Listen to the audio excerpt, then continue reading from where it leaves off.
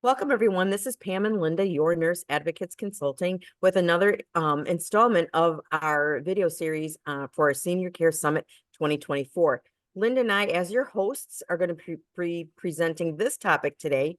And it's just, what is a nurse advocate, or what is a patient advocate, and just what do we do?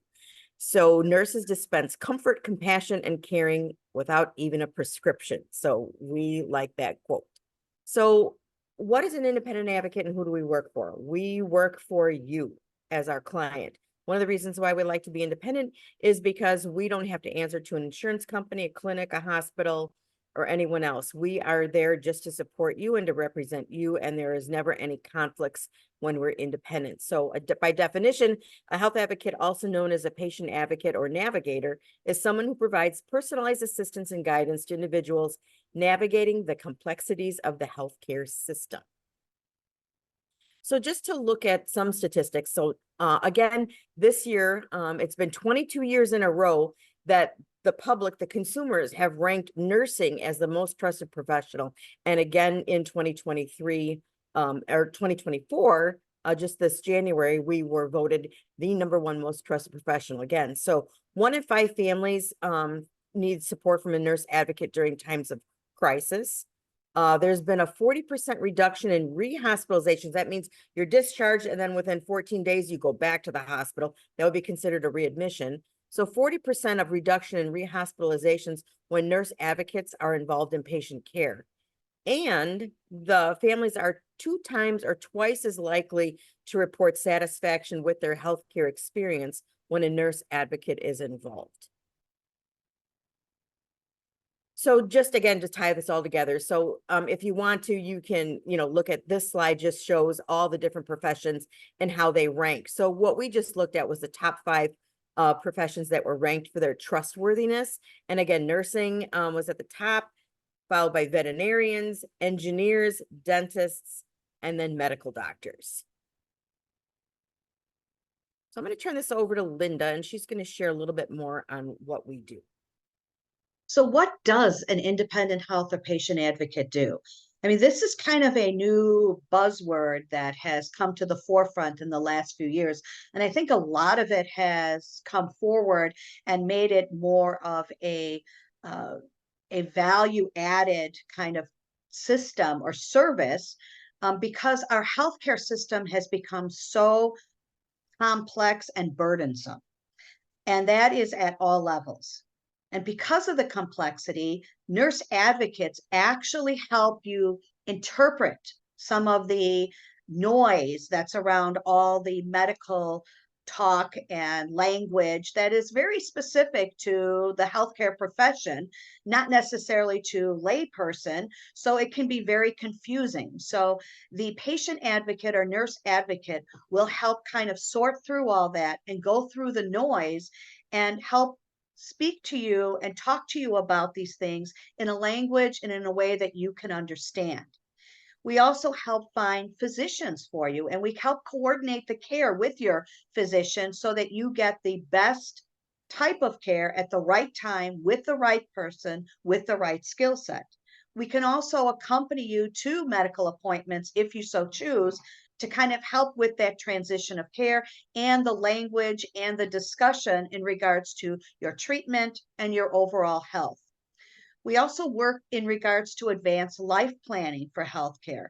We can help work with you in regards to assisting you finding the right resources for advanced directives and also for senior living planning as your needs change.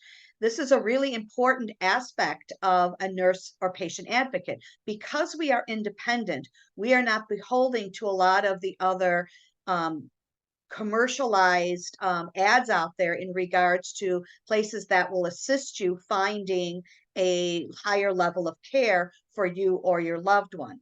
We are totally in your corner, and we will help you and guide you to find the right level of care at the right time that meets your needs. We are not held to any type of commission. We are not held to any type of pay or anything around focusing on providing a name or an organization or an institution in that way. So we also help navigate insurance and Medicare. We help you choose what's right for you. Insurance brokers at all levels are going to help you choose a plan that also may not meet your needs. So because we are independent, we look at all aspects of those insurance plans. We look at what is your needs for that year? What are your needs futuristically? Whereas an insurance broker is going to sell you the plans that they have in front of them and not necessarily know what your needs are or futuristic needs are in regards to the plan, or whether that plan will even cover those needs, because their goal is to sell you the plan. We also help mediate and bring families together. And this is because families are increasingly dynamic, and we're a very mobile society, and we're not necessarily all together in the same neighborhood, in the same town, or even in the same state. So family dynamics have changed over the years. And as crises or healthcare changes of our parents or our significant others, of our children, a lot of times that brings added stress to the family dynamics, which are already possibly stressed because of people living in very multiple different areas around the country or even in the world. So we help bring support and provide that support and education to your family and to the caregivers and make recommendations. One thing I do want to stress is that we do not make decisions for you. We will not do that. We cannot do that. What we can do is provide recommendations to you so that you can make informed decisions in a way that helps you and meets your needs. So education is one of the top things that we provide at all levels in everything we do in regards to whether it's assisting the healthcare system, advanced planning, navigating insurance, mediating. We have the forefront and the knowledge to provide you with education because we understand your situation. But again, we are not going to make the decisions for you. They are yours to make, but we will help provide you with resources and recommendations that will help you make those informed decisions. There are several different types of advocates, and they have all different levels of expertise. And a lot of times, these levels of expertise are based on what they have done in previous lives or in their previous work worlds. So people choose these roles based on their level of expertise. And that's who you want. You want someone with that level of expertise to deal with that level of issue that you're working through at home. So there are billing advocates, and they are people who have had experience in the billing realm for healthcare claims, maybe have worked with insurance companies or within hospitals or nursing homes or group homes, and they focus truly on insurances and matters of billing and working with you to make sure that you are not being overcharged for services that were received. Then there are medical advocates, and those are usually nurses. That's what Pam and I are. We are more medical advocates, and we work with you in regards to your healthcare needs. And we work with you in regards to transitions of care, or in regards to medications or healthcare needs that you may have at that point in time. And then there are lay people who are advocates. And these individuals are people who have been in caregiving roles in the past or currently, and they feel because of their level of expertise in regards to the caregiving environment, they feel that they can provide expert advice to others in regards to our working through those same situations that they're working through. And they are great advocates and great resources. One of the things that Pam and I have done, though, in regards to this type of advocate or role of advocate, is we have chosen to become board certified, which gives us a kind of like it raises the bar on the expectations that you would have for us as advocates, and also upon ourselves to hold ourselves accountable to being board certified in regards to our continuing education, keeping up on the forefront of different types of issues in regards to healthcare so that we are providing you with the best resources and the best information to make those informed decisions. So So why Linda and I are would both, you? oh, go ahead, Linda, you go first. You keep going. So I guess Pam and I get so excited about this slide because it's really based on a lot of sharing of a lot of our examples of who we've worked with our clients. when we've had clients that have been from all walks of life and in all different areas needing several different things. And some of the examples are, I've had a client that just, it stays with me. Our clients stay with us, even though our our advocacy sometimes is very short-lived, or we're not with our advocates, or the need isn't there for very long. We do remember some of the things that how we have helped them, and how we've had an impact on their lives, and how it has helped them throughout their healthcare system. One that comes up to me is an individual that I cared for. I received a call from her daughter, and I had known her daughter through several different arenas, and she had asked for me to help with her mom. She felt that her mom was nearing her end of life, but her mom was in true denial, did not really want to deal with that. So one of the things that an advocate does best is assesses the situation and meets the individual client where they're at. And then asks what their expectations are of care. What are their goals for care? What do they see as their end goal for either their end of life, or for their treatment options, or for their diagnosis? So in that realm, I had done that, put a plan together, and worked with this individual for the time that she had left. And when we were ready, I helped navigate her into hospice. And through that, we had done interviews together with the hospice.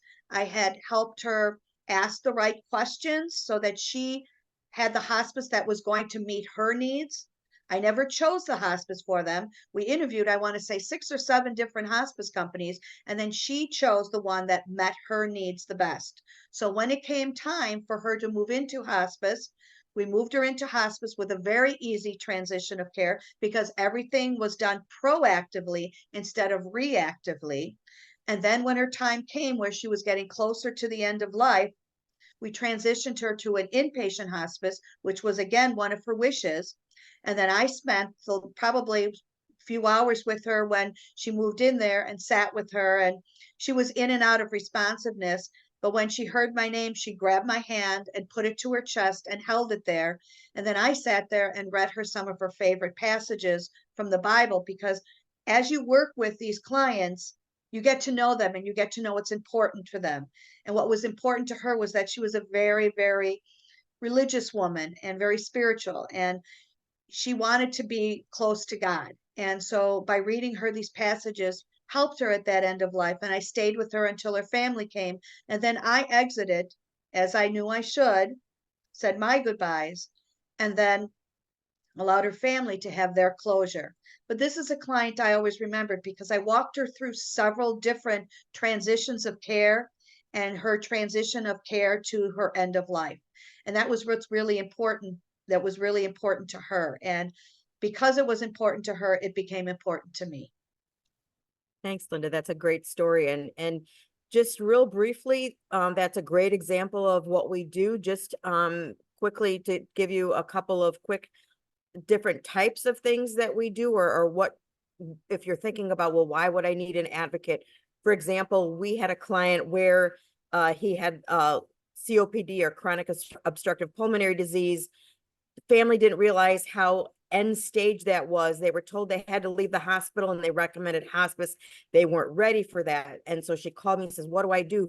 They said, I've got to come home from the hospital right now. I don't know how to handle this. We helped them. We walked them through. We put them with a plan. Eventually, we did get on hospice. Another example is we had a woman with Alzheimer's, and her one goal there, the patient-centered goal, the family goal, was that to keep her at home with her husband. And that was his only wish. So it was challenging, but we were able to do that with many, many different plans and caregivers in place. And last but not least, a simple thing. We have a client who's in our monthly program. Parents are doing okay, but he lives 2,000 miles away and cannot keep a close handle on what's going on with his parents' healthcare needs. So we step in and we manage that, and that gives him peace of mind with him being out of state. So those are just some examples of how we can provide services for you and your family. So why choose an advocate? And according to the AAPA, which is the Association for Physicians Assistants, the cost of waste associated with poor care coordination has been estimated to be between 25 and $45 billion. And others have found that patients with poorly coordinated care had a 75% higher cost compared to those with coordinated care. So the current cost of healthcare spending, as it is right now with these statistics, is really not sustainable. So a couple of other statistics, according to the World Health Organization, when we're looking at medication, more than 50% of harm, one in every 20 patients, the error is preventable. So half of this harm is attributed to medications. Primary care, 1 in every 10 patients is harmed in healthcare, and more than 3 million deaths occur annually due to unsafe care. And then looking at some of the determinants of healthcare in low to middle income countries, as many as 4 in 100 people die from unsafe care. And so in general, some estimates suggest that as many as 4 in 10 patients are harmed primarily and in ambulatory settings, while up to 80% of the harm can be avoided. So those are really, really strong statistics. But again, there is help. I mean, there are advocates like Linda and myself that can help change these statistics, especially with your particular family or your loved one. So what advocacy does is essentially empower patients to make informed decisions. And we do this through providing compassionate care. Again, we meet you where you're at. We assess what your needs are. We listen to you. We just don't hear you, but we listen to you. We listen to what is important to you. And we help you make that decision that you need on your own, but through appropriate estimations of resources and assets and those types of things that you may need to get that care that you need. So we provide compassionate, thorough care through listening and helping monitor things and helping you walk through that journey. We've also increased positive outcomes because of the things that we do, with a focus on those positive incomes, especially utilizing those social determinants of health, which are access to healthcare, access to food, access to housing, access to safe care and transportation. We utilize those types of things and work with you to obtain the resources that you may need to access the care that you need and make the right decisions based on your healthcare needs. And we empower you to make those decisions. We want you to make those decisions. We want you to do your due diligence. We want you to ask the right questions. But in order for you to do that, you need to have the education that we can provide you, and so that you're able to ask the right questions and make those informed decisions. One of the things that I think is great about having an advocate on your side, an independent advocate, is that we provide improved communication, both between you and us, but also between you and your family, and you and your healthcare providers, you and your pharmacy, and whoever else is working with you in regards to obtaining you healthcare in this very complex and burgeoned system. So how are independent patient advocates paid for? Most of the time, it's private pay. We're independent. We work for ourselves or in very small groups. And so our services are generally private pay. But the good news is that, again, by being independent, we're only working for you. Now, Linda and I, as nurses, we've encountered where we have had long-term care insurance that has covered our visit. So that's something that we would have to look at on a case-by-case basis. In this case, the family member paid up front, and then the long-term care insurance reimbursed her. So the cost varies depending on the service provided. Each independent advocate has their own rates, and it changes depending on what parts of the country you're at, and what kind of services are they providing for you. So advocates that carry the BCPA credentials, that's how you can tell that an independent advocate is a board certified patient advocate. And so we are bound to be transparent when it comes to what our charges are and when it comes to the money and the fee for our services. And so most, not all, but this is a good question to ask. Linda and I do offer free 30-minute consultations. So if you're looking at an advocate, that'd be one question to ask to see if they do provide some form of free consultation as you're looking to see if this might be a right service for you. So why choose to be an independent board certified patient advocate? because it gives you and brings to you a higher standard of care, a higher level of accountability, a higher level of consistent communication and compassionate care and empowerment to you as the client. This is something that we strongly believe in. Not all advocates are board certified, but because of that, we've chosen to do this because of our extensive experience that we've had through a very diverse skill set. Pam and I both have very complementary skill sets, but we have experience both in emergency and the neonatal ICU, acute care, home health and hospice, leadership and quality, case management, utilization review. And these are just to name a few. We have been working within the healthcare system for many, many years, and we have seen it change and become more complex with each and every year, which in most cases requires you the help to have the help of someone like us to help you walk through that journey. It's great when your family members are there to help you, but a lot of times they're hearing the same noise that you are and are interpreting it maybe not necessarily in the way that you will understand. Whereas we're here to give it to you in a way that and provide it to you and speak to you in a way that's meaningful to you and will provide you with the information you need to make those informed decisions. So as we're wrapping up, as part of this Senior Care Summit 2024, everybody's going to have a PDF that goes along with the 5 areas of needs of how we've sorted these videos out for you to make them a little bit more manageable. So all the speakers and the contact information will be in those PDFs for you. So this is just sharing ours, but you will have access to all the speakers.